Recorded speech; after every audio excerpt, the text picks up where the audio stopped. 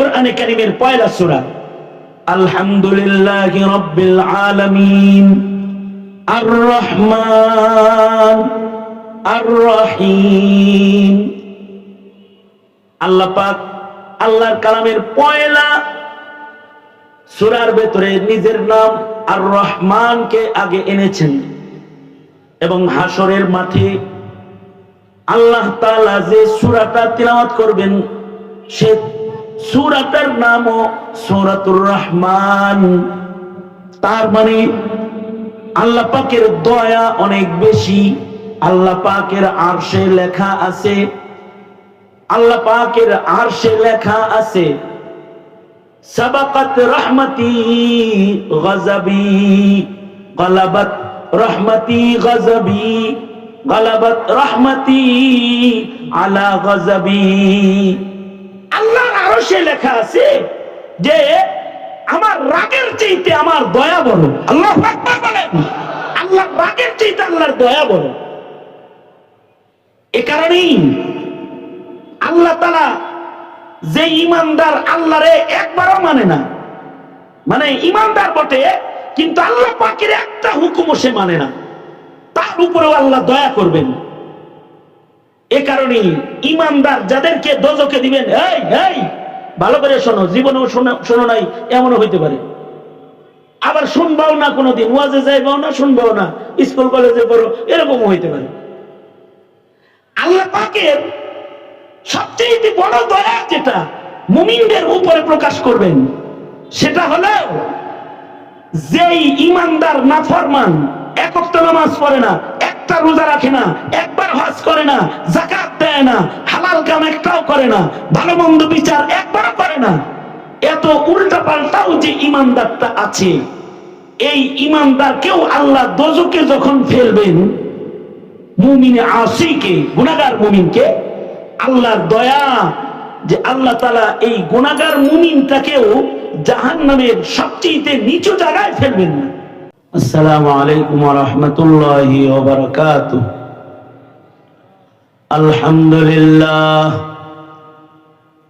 আলহামদুলিল্লাহি ওয়া কাফা ওয়া সালামুন আলা ইবাদিহিল্লাযীনা ইসতাফা। أما بعد فأعوذ بالله من الشيطان الرجيم. بسم الله الرحمن الرحيم. الرحمن علم القرآن. وقال النبي صلى الله عليه وسلم خيركم من تعلم القرآن وعلمه أو كما قال عليه الصلاة والسلام.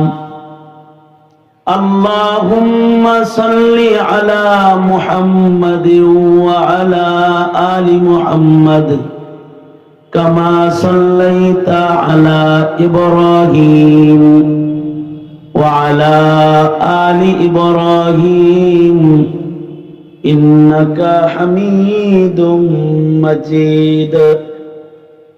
اللهم بارك على محمد وعلى آل محمد كما باركت على إبراهيم وعلى آل إبراهيم إنك حميد مجيد. المدرسة الأمانية দারুল কোরআন আয়োজিত আন্তর্জাতিক কিরাত সম্মেলন এবং মাদ্রাসার হাফেজ ছাত্রদের পাগড়ি প্রদান অনুষ্ঠানের মুহতারাম সাদার, প্রধান মেহমান আমাদের মুরব্বী শেখুল কুররা ওয়াল হুফাজ হযরতুল আল্লাম হাফেজ কারি আব্দুল হক সাহেব দামাত বরকাতুহুম, উপস্থিত রয়েছেন বিশ্বমানের হাফেজ গড়ার একজন সফল কারিগর, মার্কাজু ফাইজুল কোরআনের প্রতিষ্ঠাতা প্রিন্সিপাল মুফতি মুর্তজা হাসান ফাইজি মাসুম সাহেব, উপস্থিত রয়েছেন আন্তর্জাতিক স্বর্ণপদক প্রাপ্তকারী আমার অত্যন্ত শ্রদ্ধাভাজন বড় ভাই হাফেজ কারি মৌলানা জহিরুল ইসলাম। উপস্থিত রয়েছেন নবীন কুররাদের আলোচিত আন্তর্জাতিক মানের হাফেজ যারা, বিশেষভাবে হাফেজ কারি নাজমুস সাকিব, পাশাপাশি বিশ্বজয়ী হাফেজ মুআজ মাহমুদ, তরিকুল ইসলাম সহকারে আরো অনেক কোরআনে কারীমের সফল তিলাওয়াতকারী ও হিফজকারী হুফাজ হযরতগণ এখানে তাশরীফ এনেছেন। ধন্যবাদ জানাই মাদ্রাসার মুহতামিম হাফেজ মোহাম্মদ মাহমুদুজ্জামান মাসুম ভাইকে, যিনি এমন একটি সুন্দর আয়োজন করে দেশের কোরআনে কারীমের জবরদস্ত তিলাওয়াতকারী এবং হুফাজ হযরত যারা দেশের জন্য বিশ্ব বিজয় করে দেশের লাল সবুজের পতাকাকে সারা দুনিয়ার মাঝে উঁচু করেছে, তাদেরকে একত্রিত করেছেন। পাশাপাশি শেখুল কুররা উস্তাদুল হুফাজদেরকে একত্রিত করেছেন। পাশাপাশি এই মাহফিলকে কেন্দ্র করে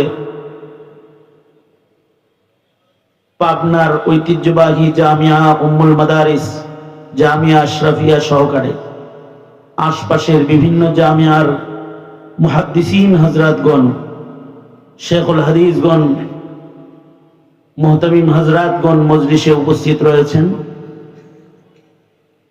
সামনে উপবিষ্ট কোরআনে কারীমের পাখি তালেবুল ইলম ছাত্র ভাইয়েরা, আশপাশ থেকে আসা ছুটে আসা কোরআন প্রেমিক দিনদার মুমিন মুসলমান ভাইয়েরা, এমন একটি মোবারক সম্মেলনে আমি নিজেকে উপস্থিত রাখতে পেরে ধন্য মনে করছি। কোরআনে কারীমের তিলাওয়াতের আয়োজনে উপস্থিত থাকা, এটা যদি কবুল হয়, শেখুল কুররা যারা, বিশ্বজয়ী কোরআনে কারীমের হাফিজ যারা এবং তিলাওয়াতকারী যারা, তাদের সাথে জিন্দেগির একটি লম্হা যেটা কাটতেছে আমার, এই কাটানোটা যদি কবুল হয়, তাহলে কোরআন যার কালাম, কোরআন যার উপরে নাজিল হয়েছে, সকল জান্নাতীদেরকে যেদিন আল্লাহ তাআলা কোরআন পড়ে শোনাবেন এবং যার উপরে কোরআনে কারীম নাজিল হয়েছে, তিনি জান্নাতি কোরআন মেনে জান্নাত পর্যন্ত পৌঁছনেওয়ালা উম্মতকে নবীজি নিজের কণ্ঠে কোরআনে কারীমের তিলাওয়াত জান্নাতি যখন শোনাবেন, যে আয়োজনটি হবে, যে আয়োজনে অতিথি তিলাওয়াতকারী হিসাবে আল্লাহ তাআলা পৃথিবীর শ্রেষ্ঠ কণ্ঠস্বর, যার চেয়ে সুন্দরতম কণ্ঠ আল্লাহ তাআলা দেন নাই কাউকে, যার কণ্ঠটা আলাদা একটি মুজিজা ছিল। এক এক নবীর এক এক মুজিজা ছিল। কোন নবীর মুজিজা হাতের লাঠি, এই এদিকে তাকাও, কোন নবীর মুজিজা হাতের লাঠি ছিল, যেমন মুসা আলাইহিস সালাতু ওয়াস সালাম হাতের লাঠিকে ছেড়ে দিয়েছেন, এটা সাপ হয়েছে। কোন পয়গম্বরের মুজিজা ছিল যে আগুনও তার কাছে আজিজ ছিল, যেমন ইব্রাহিম আলাইহিস সালাতু ওয়াস সালাম আগুনের ভেতরে গেছেন, আগুনের স্বাভাবিক হালত হলো আগুন মানুষকে জ্বালায় পোড়ায়, কিন্তু ইব্রাহিম আলাইহিস সালাতু ওয়াস সালামের গায়ের একটি পশমও জ্বালানোর ক্ষমতা আগুনের ছিল না। এটি ইব্রাহিম খলিল আলাইহিস সালাতু ওয়াস সালামের মুজিজা। মাছের পেটে কেউ গেলে স্বাভাবিক নিয়ম হলো মাছ তাকে খেয়ে নেবে, হজম হয়ে যাবে। ইউনূস আলাইহিস সালাতু ওয়াস সালামের মুজিজা, মাছ ওনাকে হজম করতে পারেনি। সাধারণ নিয়ম হলো মরা মানুষ কথা বলে না, কিন্তু ঈসা আলাইহিস সালাতু ওয়াস সালামের মুজিজা হলো মৃত মানুষকে ডাকলে জীবিত হয়ে ওনার সাথে কথোপকথন করত। সুবহানাল্লাহ। আগামীকালকে বললেন, আপনারা কি আমার সাথে আছেন না আমি কোনো কবরস্থানে কথা বলতেছি? দুটো হাত উপরে তোলেন। আমি কথা বলবো কম, কিন্তু আমার সাথে থাকতে হবে। ছাত্র ভাইরা তোমরা যারা আছো তোমরা আমার কথা শুনতে হবে। সোজা করো, নাড়াচাড়া দাও, জবান খুলে আওয়াজ করে সবাই উঁচু আওয়াজে বলুন সুবহানাল্লাহ। এর চাইতে উঁচু আওয়াজ নাই। এই এই এই তুমি দাঁড়াইছো না, বসো মিয়া। আওয়াজ করে বলো আলহামদুলিল্লাহ। আরো জোরে আওয়াজ করে বলো লা ইলাহা ইল্লাল্লাহ। শয়তান তাড়াতে উঁচু আওয়াজে শয়তান তাড়ানোর তাসবিহ চিৎকার করে বলো আল্লাহ। আরো জোরে আওয়াজ করে আল্লাহু আকবার। হাত নামান। এই যেমন আমার দিকে ছিলেন, এই ডান হাত উপরে তোলেন তো। মানে এটা শুনতেছেন কিনা এটা চেক করার জন্য। এবার বাম হাত তোলেন। বলছি বাম হাতও তুলেন, তার মানে ডান হাত নামাইতে বলছি। দোনো হাত খুলে দেন, নাড়াচাড়া দেন। এবার ডান হাত নামান। বাম হাত নামাইছেন না তো? আবার বাম হাত নামান। এই যেমন হাত নাড়াচাড়ার সময় আমার দিকে ছিলেন, আমি একেবারে অল্প কিছু কথা বলবো, আমার দিকে থাকেন। দেখেন এই পর্যন্ত আনতে মোহতামিম সাহেব হেলিকপ্টার ব্যবহার করেছে ওলামায়ে কেরামদেরকে আনতে। লক্ষ লক্ষ টাকা খরচ করে ওলামায়ে কেরামদেরকে এখানে আনছে। আপনারা যদি কথা না শুনেন তাহলে ওনার সব খরচ জলে চলে যাবে। বহরহাল আমি যেটা বলতেছিলাম, মনা মানুষ সাধারণত কথা বলে না। মুজিজা ঈসা আলাইহিস সালামের, তিনি যদি মৃত মানুষকে ডাকতেন, মৃত মানুষ জীবিত হয়ে কথা বলতো। আওয়াজ করে বলেন, আরো আওয়াজ করে বলেন সুবহানাল্লাহ। এটা সুবহানাল্লাহ বলার জায়গা। এই কথা শোনার পরে সুবহানাল্লাহ বলাটা, এটা সুবহানাল্লাহ বলার জায়গা। কিন্তু আমরা কি করি জানেন, যখন কেরাত চলে কেরাতের মাঝখানে বলি আল্লাহু আকবার, সুবহানাল্লাহ সুবহানাল্লাহ, ওটা জায়গা না। কিন্তু আমি যেটা বলতেছি এটার পরে সুবহানাল্লাহ বলা, এটা সুবহানাল্লাহ বলার জায়গা। কোরআন শুনলে হলে চুপ করে শোনা, ও আনসিতু, চুপ করে শোনা হলো ইবাদত। কিন্তু আমাদের কেরাত মাহফিল গুলোতে যারা যায়, এরা কোরআন শরীফের আওয়াজের মাঝখানে কয় আল্লাহু আকবার, আল্লাহু আকবার, সুবহানাল্লাহ। এটা সুবহানাল্লাহ বলার জায়গা না। কিন্তু এই যে আমি আবার বলতেছি, ঈসা আলাইহিস সালামের মুজিজা হলো, তিনি যদি ডাকতেন তাহলে মরা মানুষ জীবিত হয়ে ওনার সাথে কথা বলতো। এটা কি? এটা ওনার মুজিজা। এটা কি বলেন, এটা কি? এই জমানার মানুষ মুজিজাও চিনে না, কারামতও চিনে না। আমার এক ভণ্ড পীরের মুরিদ বলে কি, হুজুর আমাকে পীরের অনেক মুজিজা। কি কি বলছে? আমি হেরে জিজ্ঞাসি যে আপনি এই লোকের কাছে মুরিদ হইছেন কি লেগে? অনেক মুজিজা, ওনার অনেক মুজিজা। তার মানে হলো মুজিজা কোনটা এটাও জানে না। মুজিজা কাকে বলে? মুজিজা বলা হয় হলো স্বাভাবিক নিয়মের খেলাফ, যেটা নবীর কাছ থেকে প্রকাশ পায়, সেটা হলো মুজিজা। স্বাভাবিক নিয়ম এটা, নিয়মের উল্টা কিছু যদি কোন পয়গম্বরের কাছ থেকে অসম্ভব কিছু প্রকাশ পায়, সেটাকে মুজিজা বলা হয়। মরা মানুষ কথা বলা, এটা কি স্বাভাবিক নিয়ম? হ্যাঁ কথা বলেন, স্বাভাবিক নিয়ম। তাহলে মরা মানুষ কথা বলতেছে, এটা নবীর মুজিজা।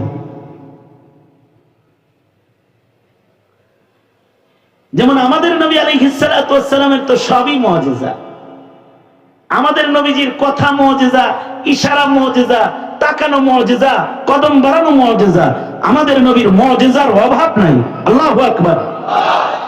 নবীজি তাকাইছে তো এর ভেতরেও মুজিজা প্রকাশ পেয়েছে। নবীজি সুবহানাল্লাহ বলার লাগে রেডি হয়ে বসেন। নবীজি আঙ্গুলি দিয়ে ইশারা দিয়েছে, এটি মুজিজা।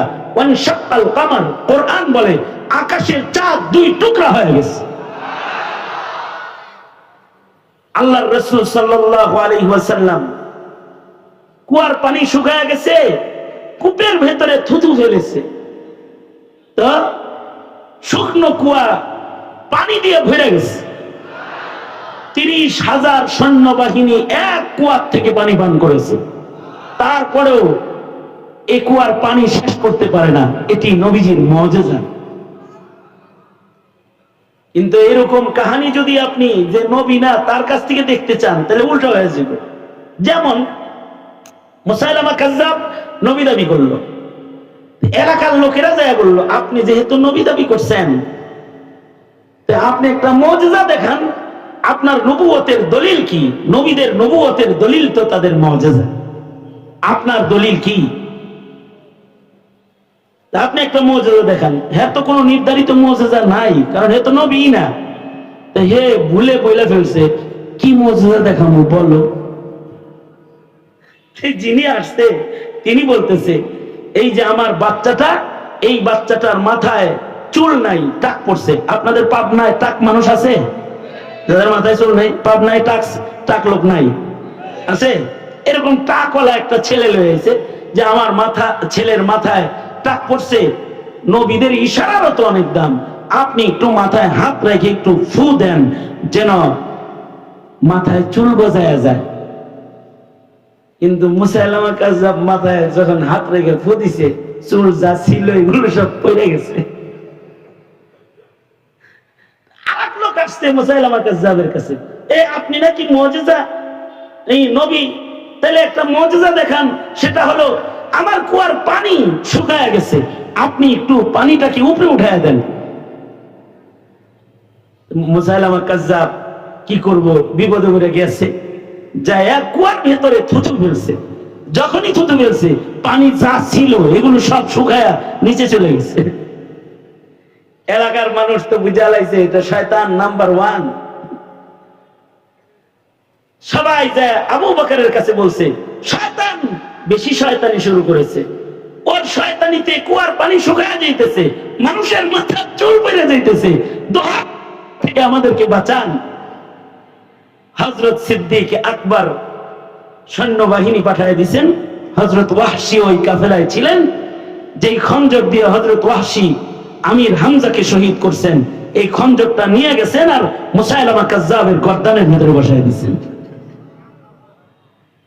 মুজিজা কিন্তু নবী ছাড়া কেউ দেখাইতে পারে না, তবে বিভিন্ন নবীর বিভিন্ন মুজিজা। দাউদ আলাইহিস সালামের মুজিজা হলো ওনার কণ্ঠ। ওনার কণ্ঠটাই একটা মুজিজা। হযরত দাউদ আলাইহিস সালাম উনি যখন ওনার কণ্ঠে কিতাবুল্লাহ পড়তেন, তিলাওয়াত করতেন, ওনার তিলাওয়াতটাই একটা মুজিজা। মানুষ তো শুনতো ওনার তিলাওয়াত শোনার জন্য উড়ন্ত পাখি থেমে যেত, পানির নিচের মাছগুলো উপরে উঠে যেত ওনার তিলাওয়াত শোনার জন্য। আল্লাহু আকবার কবীরা। এরকম আশ্চর্য কণ্ঠওয়ালা ছিলেন হযরত দাউদ আলাইহিস সালাম। ওই আজব কণ্ঠটা যেহেতু আজব, তাহলে এ কণ্ঠে আজব কিতাব তেলাওয়াত হইলেই না কণ্ঠের সাথে মিলে।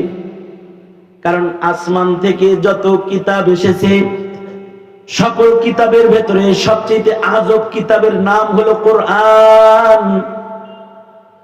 এ কারণে জিন্নাতরা নিজেদের কওমের কাছে মক্কা থেকে কোরআন শুনে গিয়ে বলে, ইন্না সামি'না কুরআনান আজাবা, আমরা আজব কোরআন শুনে এসেছি।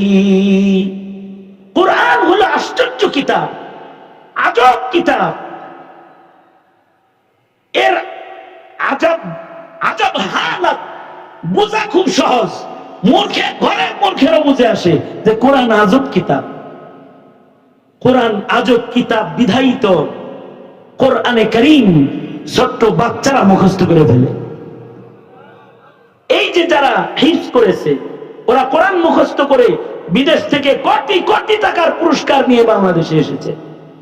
আজব কোরআনের আজব হালাত ওদের কণ্ঠে তিলাওয়াতে প্রকাশ পেয়েছে। সারা দুনিয়ার সকল দেশকে নিচে ফেলে দিয়ে কোরআনের ইজাজ তাআজ্জুব হালাতকে ওরা ওদের কণ্ঠে তুলে ধরেছে। এটা আজব কিতাব। এ কারণেই কোরআনে কারীম আশ্চর্য কায়দায় মুখস্থ হয়। দুনিয়ার কোন বই এভাবে মুখস্থ হয় না। একটা বাচ্চা এটা সামনে নিয়ে পড়ে। নোয়াখালীতে এক বাচ্চা 49 দিনে কোরআন শরীফ মুখস্থ করেছে। সুবহানাল্লাহ, জোরে আওয়াজ করে বলেন সুবহানাল্লাহ। কয়দিন? 49 দিন। এর চেয়ে আশ্চর্য হলো আমাদের হানাফি মাযহাবের ইমামে মুহাম্মদ রাহমাতুল্লাহি আলাইহি, তিনি মাত্র গোটা কোরআন করেছেন 7 দিন। আমাদের ইমামে আজমের ক্লাসে এসে ইমাম মুহাম্মদ বসছেন। ইমামে আজম আবু হানিফা ইমাম মুহাম্মদকে বলে, মুহাম্মদ হাফিজতাল কোরআন, কোরআন মুখস্থ করছনি? না, হাফেজ ছাড়া আমার ক্লাসে বসা নিষেধ, যাও। উঠায়া দিছে। 7 দিন পরে এসে আবার বসছে। এই বলছি না হাফেজে কোরআন না হইলে আমার ক্লাসে বসবা না? ইমাম মুহাম্মদ বলে, হাফেজ তো হইছি, মাকে এক খতম শোনায়া তারপরে বসছি। মাত্র কয়দিনে? 7 দিনে। কয়দিনে? জোরে বলেন কয়দিনে? কোরআনের ইজাজ, আল্লাহ তাআলা কোরআনকে আশ্চর্য কিতাব, এটা কখনো কখনো 7 দিনেও কারোর বুকের ভিতরে ঢুকায় দেয়। কারণ কোরআনে কারীম এটা আমাদের নবীর মুজিজা। কোন নবীর মুজিজা কণ্ঠ, কোন নবীর মুজিজা লাঠি, কোন নবীর মুজিজা আগুনের ভেতরে ঢুকে পড়া, কোন নবীর মুজিজা মাছের পেট থেকে বেরিয়ে আসা। আর আমার নবীর সবচেয়ে বড় মুজিজা হলো কোরআন। এটা কিয়ামত পর্যন্ত থাকবে। পৃথিবীর সব অপশক্তি মিলে আল্লাহর কালামের একটি নুক্তা অক্ষরকেও হজম করতে পারবে না। আশ্চর্য কিতাব। এই আজব কিতাব যার উপরে নাজিল হয়েছে তিনি হাসরে পড়বেন। আজব কিতাবটি যার কালাম, আল্লাহ নিজেও পড়বেন।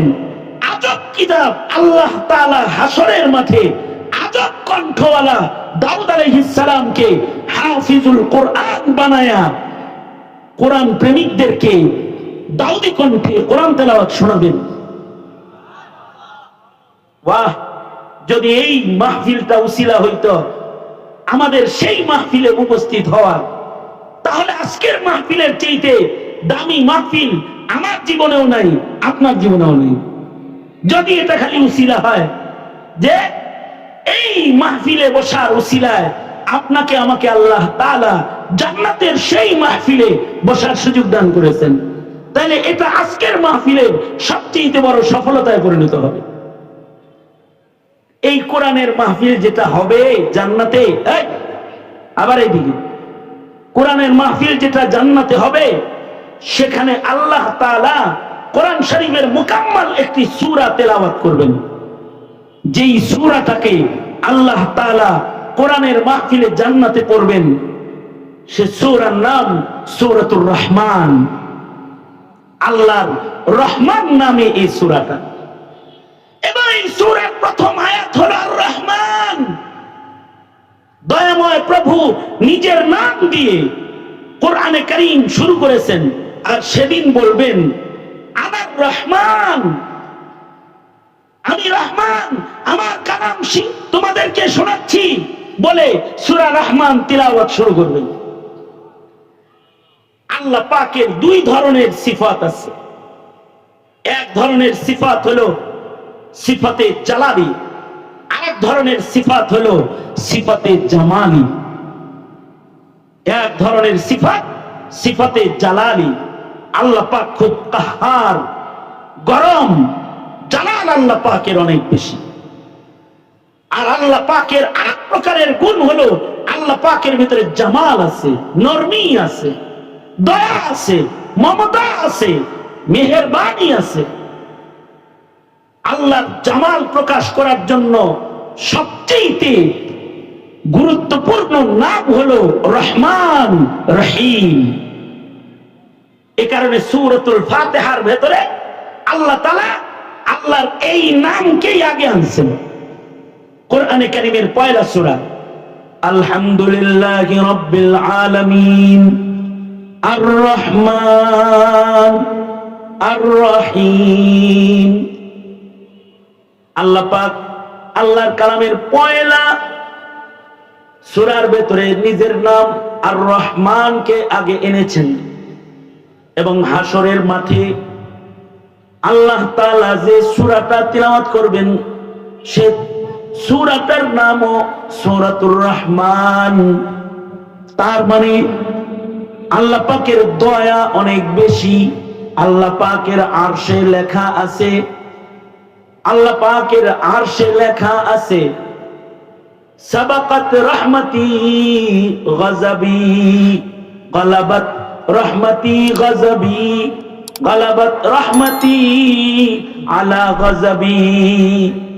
আল্লাহর আরশে লেখা আছে যে আমার রাগের চাইতে আমার দয়া বড়। আল্লাহু আকবার বলেন। আল্লাহর রাগের চাইতে আল্লাহর দয়া বড়।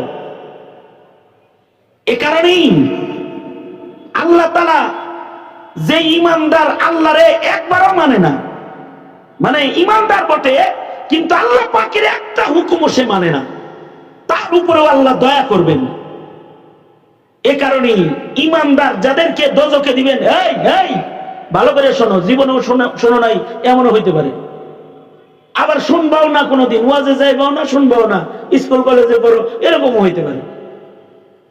আল্লাহ পাকের সবচেয়ে বড় দয়া যেটা মুমিনদের উপরে প্রকাশ করবেন সেটা হলো যেই ইমানদার নাফরমান, এক ওয়াক্ত নামাজ পড়ে না, একটা রোজা রাখে না, একবার হজ করে না, যাকাত দেয় না, হালাল কাম একটাও করে না, ভালো মন্দ বিচার একবারও করে না, এত উল্টা পাল্টাও যে ইমানদারটা আছে, এই ইমানদারকেও আল্লাহ দোজখে যখন ফেলবেন, মুমিনে আসিকে গুনাহগার মুমিনকে আল্লাহর দয়া যে আল্লাহ তাআলা এই গুনাহগার মুমিনটাকেও জাহান্নামের সবচেয়ে নিচু জায়গায় ফেলবেন না।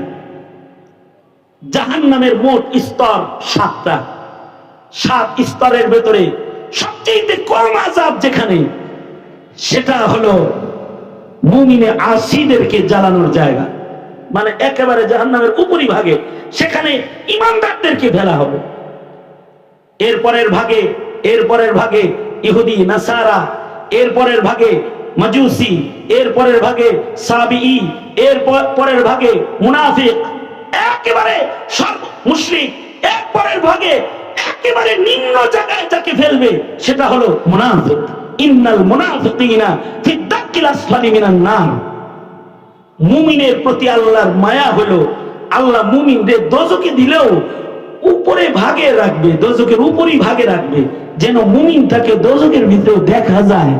কারণ দোজখের গভীরতা তো অনেক, মুমিনটা যেন দোজখ থেকেও আল্লাহর সাথে কথাবার্তা বলতে পারে এমন জায়গায় রাখবে মুমিনকে।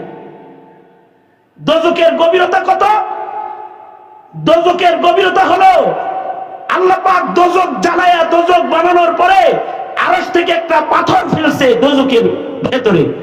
এই পাথরটা দোজখের নিচে যায় পৌঁছতে সময় লাগছে ৭০,০০০ বছর।